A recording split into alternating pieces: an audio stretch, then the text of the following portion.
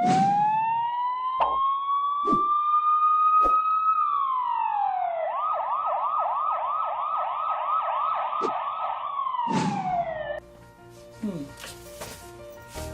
we have some experienced people sitting here today. Well, I just gonna go, that is in-house training, which is basically for our own internal experiences and stuff like that. So we're gonna just go back again to the price proposal, like in case any customers, they contact us, we submit them a price proposal. And the reason we do price proposal is, in that way they have variety of services in there and they can pick what kind of service they are seeking. And when it comes to negotiations, yeah, if it is a long-term contract, 3 to 5 years, sure, we can negotiate with them. If it is yearly contract or monthly contract, we don't negotiate. And the reason for that is because we always like to keep workers stay longer with us. We don't want quick turnover or layoffs and stuff like that. And there are different kind of services, where we do have to explain them, because what happens is once you submit the proposal, it is always better to go and meet them in person. And the reason for that is, in that way you can explain them in details what exactly to look for.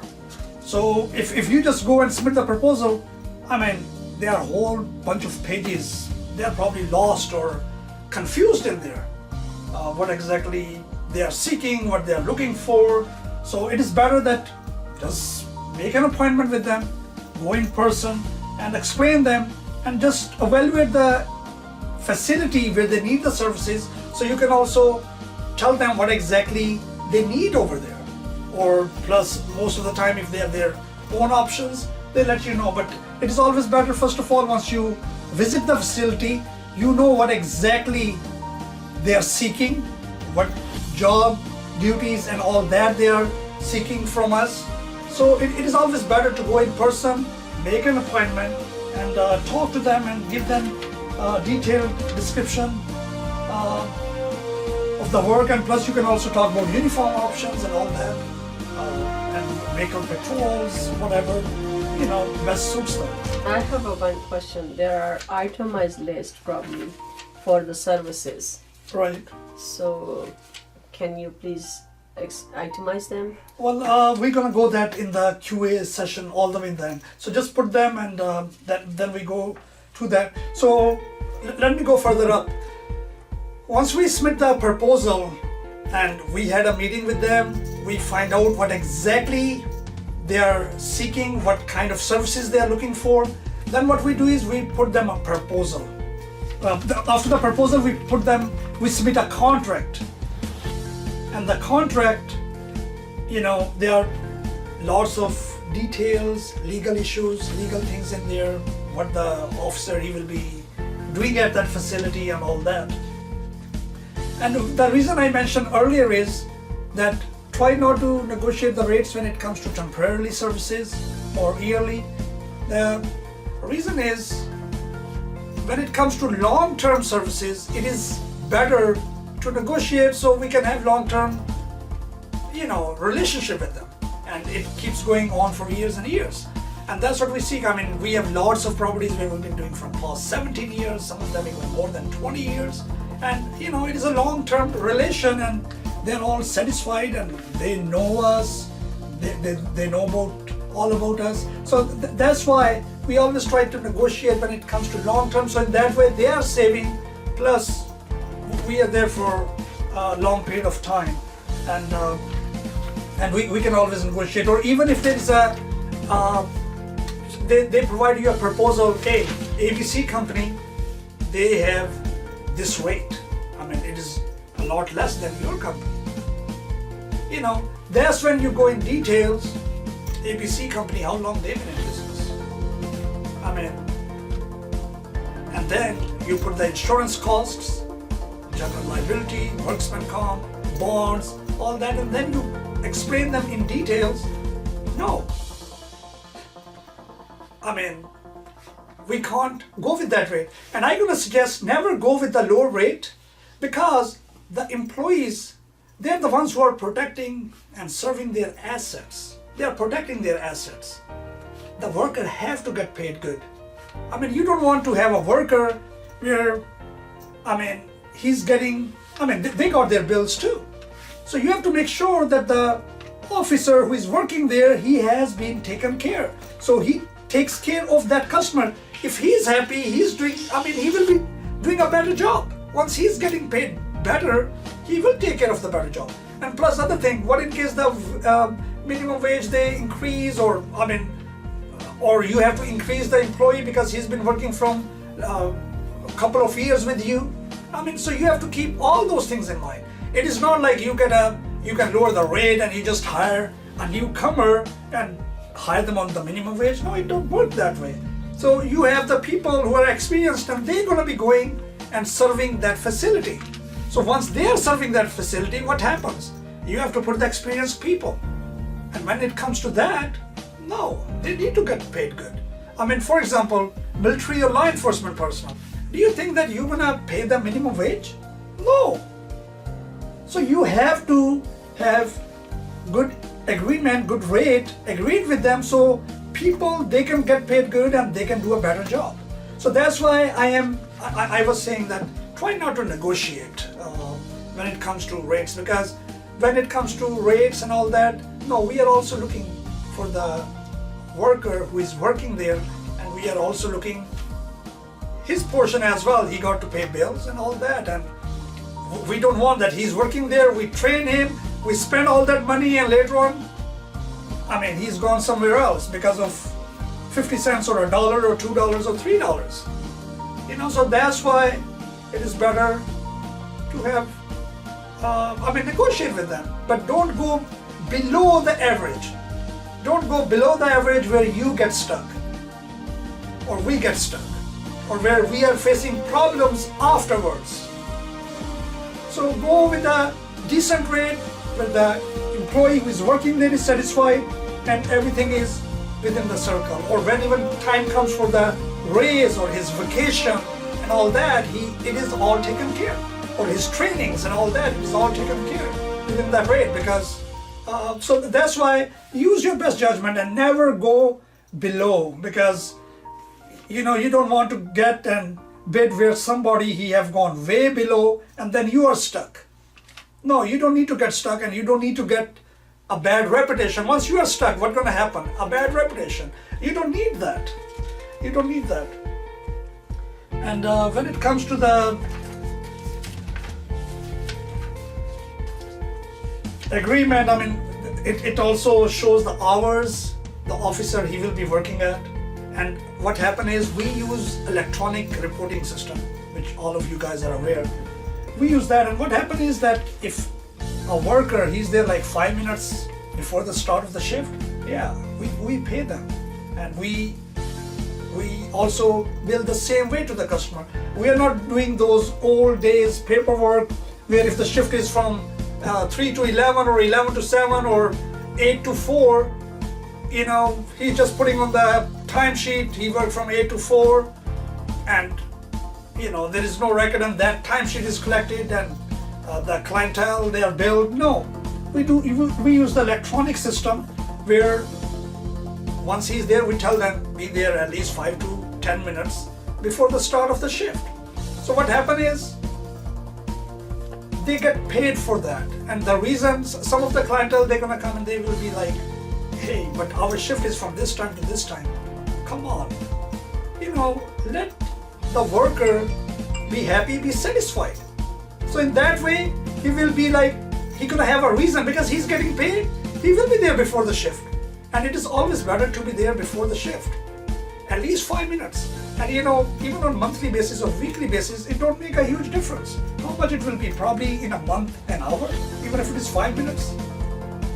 So, you know, sometimes they have issues with them, but no, it is better to go with the electronic system, and that's the way we track them and all that. And even when it comes to the rate, when it comes to negotiations, always keep in mind, other companies, they don't use electronic reporting system. They are not paying Google for tracking their employees and all that. They are not using the tracking devices to track their employees. And we are using all that. And that is a cost which we are not charging the customer. That is a cost which we are not charging the customer. Electronic reportings and all that. Who is paying? It is within the bill. So that's why you can't also negotiate with some other companies, because they're using the same old paperwork. Handwritten reports, handwritten documents, handwritten timesheets. And we are using all electronic, advanced. We are going with the technology. So we have to keep all that in mind when we are negotiating with the customers and stuff like that. When it comes to the agreement, I mean, lots of time they have the questions about them as well. And try not to, it is a journal contract. It is a basic contract which is signed by each and every clientele. And we don't do modification to this contract. And the reason for that is, even there is one issue where it comes to the holiday pay. You know, there are some customers, they're gonna be like, oh, on holidays we don't need the service. Or for example, if it is a jewelry shop, an example, and they say, hey, we are closed on holidays, we don't need you. But you know what? We still charge them for official holiday. I mean, do you think it is fair with the worker who worked their entire year, and at the time of Christmas, Thanksgiving and New Year's, because the store is closed, he don't get paid for anything? No, we charge them. Doesn't matter if you are closed, we still charge you. And that money goes, we pay. In that way, the worker, he have motivations. He's like, no, that's good. And he feels good. Once he's feeling good, he's gonna do a better job. You have to take care of that. And sometimes when it comes to savings and all that, clientele, they don't look into that. But no, those are key factors. Those are the facts. A worker have to be taken care of. So when it comes to that, no, even you are closed on that business day, or you don't want us on holidays, no, we still charge. And I explained, like, it goes to the, and then there is another thing. For example, if they go to the courts, majority, they all agree with that. I am just going with the main things where people sometimes they have some concerns. Okay, there is in the contract there is a term where it says $75,000 in case if they hire any of our worker. Why? They want that clause to be deleted. Sometimes that happens. It's a fine? No. Exactly. Because what happened is, like you guys, we invest lots of money. You are going on the trainings. Even I am here going with my experiences and all that. We spend a lot of money. We spend lots of money on the trainings and everything. And what happened is that sometimes they see, well, these people are law enforcement. They are ex-military, or they see that they are qualified. What happened is they're like, there is a position opening. There's a job opening, and for the management position, they're like, because you are dealing with them on daily basis, what happened is they're like, hey, we have this opening. Hey, you are getting this much. Why we pay you this and you come to us? No, we invest a lot of money on our managers and supervisors. We don't want them to just go, and plus it is a conflict of interest. And we don't negotiate with that. No, you want to take that employee? Sure, pay us for the training cost, $75,000. Pay us and take him. And that have happened, and that is the reason we have this clause in the contracts, which is basically employee and the clientele. In both agreements we have that. So even if the employee quit, he cannot go and work for them for a certain period of time. At least I believe it is an year. So even if you guys quit, I have to look your employment agreement, I don't remember, but even if you guys quit, You cannot just go and work for anybody. No, there is a time frame you have to wait because of the conflict of interest. Plus, we invested a lot on you guys. So that is something which we don't negotiate. And then the other thing is, even when it comes to the negotiation of the rates with the customer, believe me, we are covered in millions. Our insurance coverage is in millions of dollars. And what happened is, for example, ABC or any company, they want in millions. What happened is it automatically implements on entire company. It applies to every contract. So and that's why we have the highest coverage, because we don't want that ABC company, they say, or it is a shopping center or a mall, they say we require this coverage, and then we are looking for the insurance to find, hey, how are we gonna cover that? So we already have way beyond the best coverage is out there. That's what we got, and that is the government contracts, they require that coverage, and plus What kind of coverage? It is in millions of dollars, and that is general liability, which is the highest coverage, and that is another rate. It's an insurance. It is the insurance, and that is another thing, because a lot of these new companies, they are out there, and what happened is that they got basic coverage, which is state required coverage. Okay, now that coverage you're just paying a couple $100, and when you are talking about millions, you are talking thousands of dollars on insurance expenses. So that is also the factor which we have to keep in mind, and we have to explain the clientele. No, that is one of the key thing, and that is insurance is one of the highest expense in the operation. So we are covered beyond the limits. It is in millions of dollars, and majority of, once you see those small proposals with the low rates, what happened is majority of the time they got the state required coverage. And lots of time, if they know somebody or some of the clientele, they are not paying attention to the insurance coverage. They're just looking at the rate. Yeah, fine, but no, everything counts. Everything counts. And plus, those companies, when they have the lower rates, keep in mind, they probably have the general liability insurance, or if they have more than majority of the businesses, unless they're established, they have additional things. For example, the bonds and other things. If they are established, they have all those things. For example, employee dishonesty bond. Not everybody gonna have that. So these are all the factors, all the things which we keep in mind while we are putting a proposal and we are submitting the rates, or the rates which are set rates. So we have, for example, and that's why I say don't negotiate when it comes to temporary service or short-term contracts. The reason for that is, for example, once they are added to the policy, doesn't matter if it is a service for 1 month. No, you are still paying that for a whole year. It is going for an entire year. So it is not like, that, okay, this is a short-term contract, once they are gone, we cancel the insurance. No, the insurance is still in effect. It is ongoing thing. It is an ongoing thing. So that's why short terms, try not to negotiate on the coverages, even if they say, oh, we don't need that coverage. Well, that is the coverage we offer, that's it.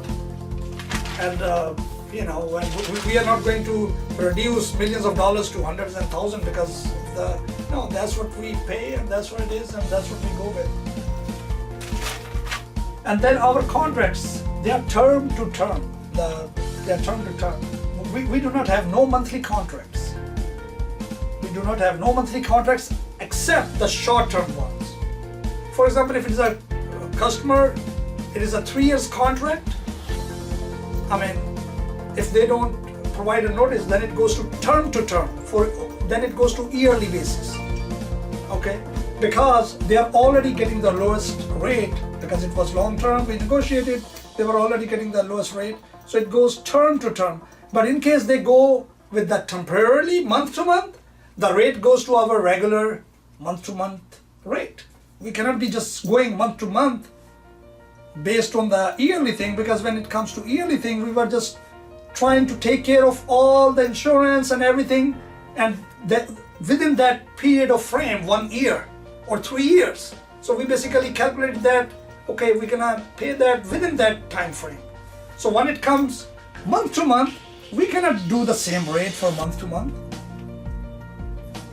Okay, because we have to cover that. For example, when it comes to the patrol cars, marked vehicles, if somebody wants that, yeah, unless it is a patrol site, different story. But for example, shopping centers or schools, we cannot go with the patrol car with yearly contract.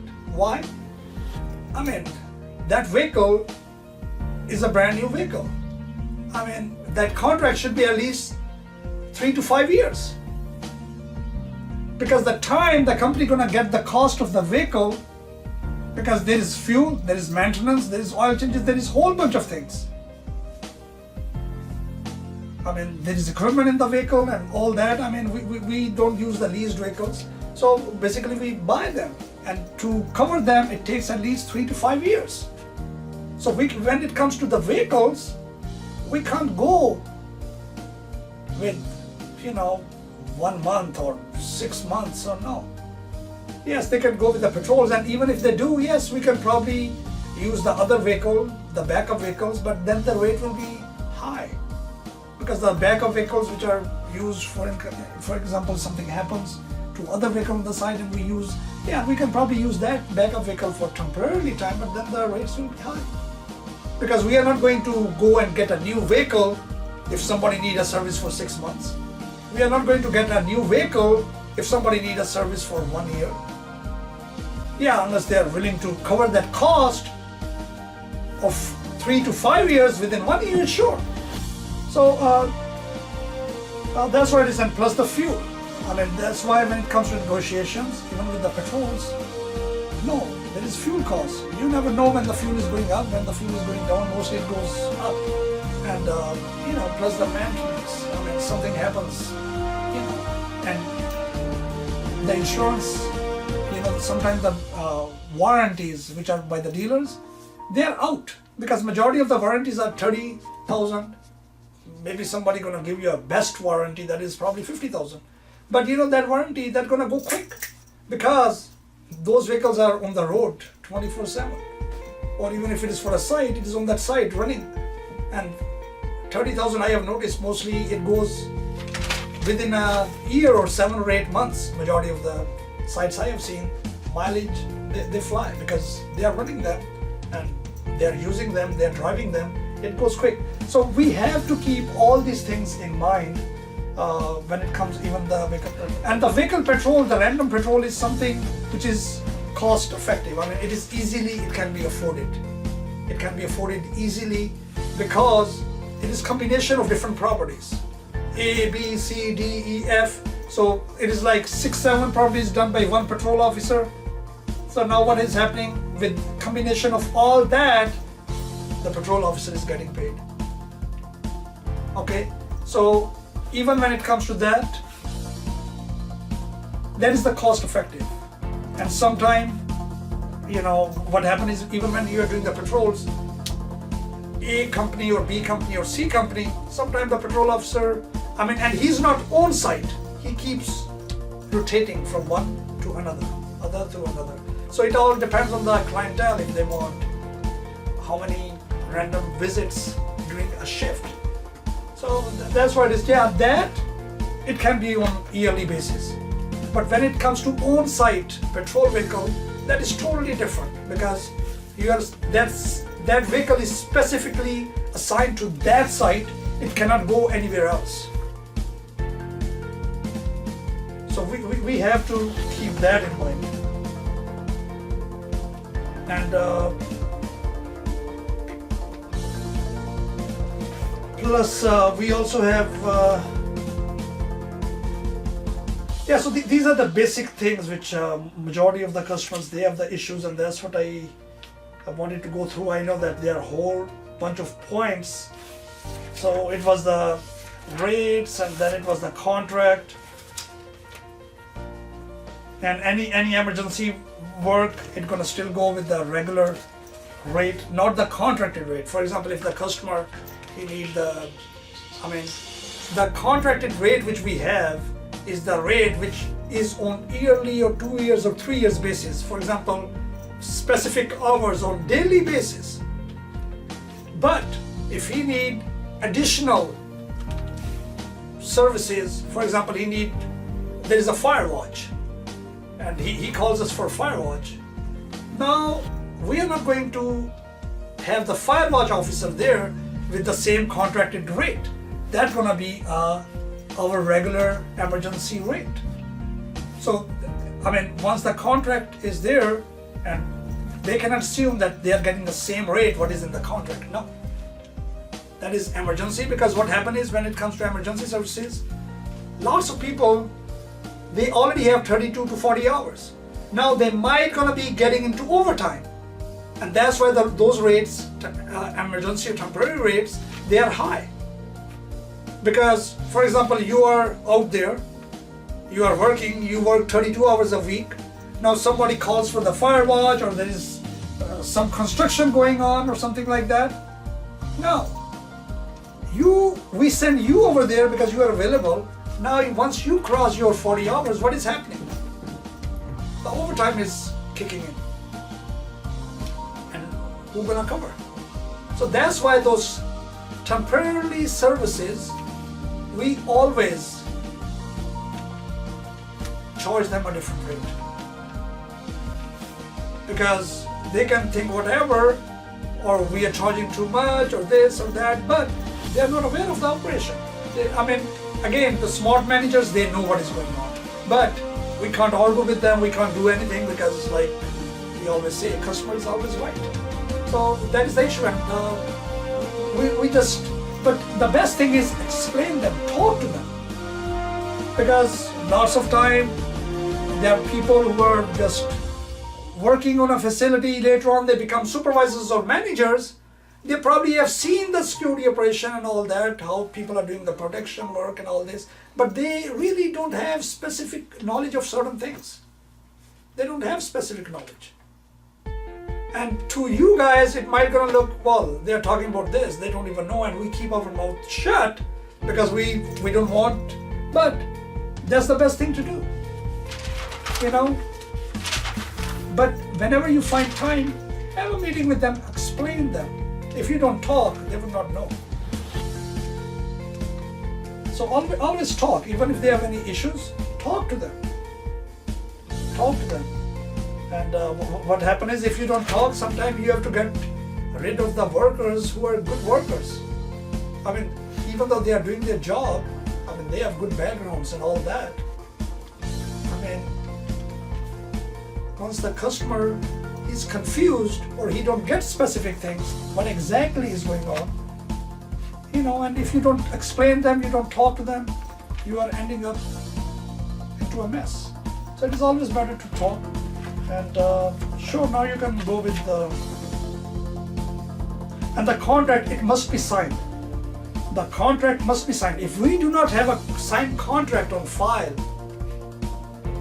we cannot provide the service. That's irrelevant if there is no contract. Means and even the contract, when it expires, and if there are negotiations going on and you submitted a renewal contract, if you don't hear anything within 1 month, or because mostly either customer gonna contact you. If it is a 3 years contract, they will not bother you for years unless they have any other plans. And even if they are trying to negotiate the rates and stuff like that, and you submit it, and there is still any issue, no. Let them know that after a certain period of time, it's going to go month to month, which is a high rate. It will not be on that old contracted rate, and since it is over, it's going to still continue with that rate. No, because once it is not signed and stuff like that, now what is happening? The good people, the good workers, we are probably will be planning to put them on any other site or something like that, or maybe we're going to use the people. So it all depends, because it is hard to explain them the operation, how everything is working. Their concern is just make sure all safety and stuff like that, of their facility, of the customer and all that. But other than that, there are many things which you are already aware of that, but sometimes what happens is that customer, they're like, hey, start it. I have seen some people, some managers, they're like, oh yeah, they're gonna sign it. They wanted us to start. No, have the contract on file. Have the contract on file. And plus, also, when you go and talk to the customer, please explain them to check our website, check for the references, go with detailed info and all that. There is one lady, the reason I'm saying that is that you should, even though you are going there, just talk to them. Please check for the references, check our references, talk to our customers, or go with the list and all that. The reason I say that is we had an incident where there was a lady, she resides in Maryland. She was showing our website, our info, and you know what she did? She registered the company in Richmond under the same name. What happened is she registered it with the courthouse. And once you go and register with the courthouse, they're not looking at the state corporation and stuff like that. Procedure, right? Very simple procedure. Now, over there, they did not knew that it is already a corporation which already exists. Yeah, they don't check. Okay, they don't check. No, what she did, she was just doing illegal business under our name. She was doing an illegal business under our name. And sometimes the customers, they are even unaware. She printed out fake certificates. Unfortunately, even the Virginia certificate which she built for the license and all that, she had the Maryland business license number, our Maryland business license number, and even when she printed them, she made a mistake over there because Virginia is a Commonwealth. State issued certifications, they say Commonwealth of Virginia. And you know what she had over there? State of Virginia. No. And lots of clientele, they are even unaware of those Yeah. things. And what she did, she talked to them. She probably was, I don't know how she managed it, but she showed our websites, everything. People and the clientele, she gave her personal cell phone. So the customer, they were contacting her directly. We were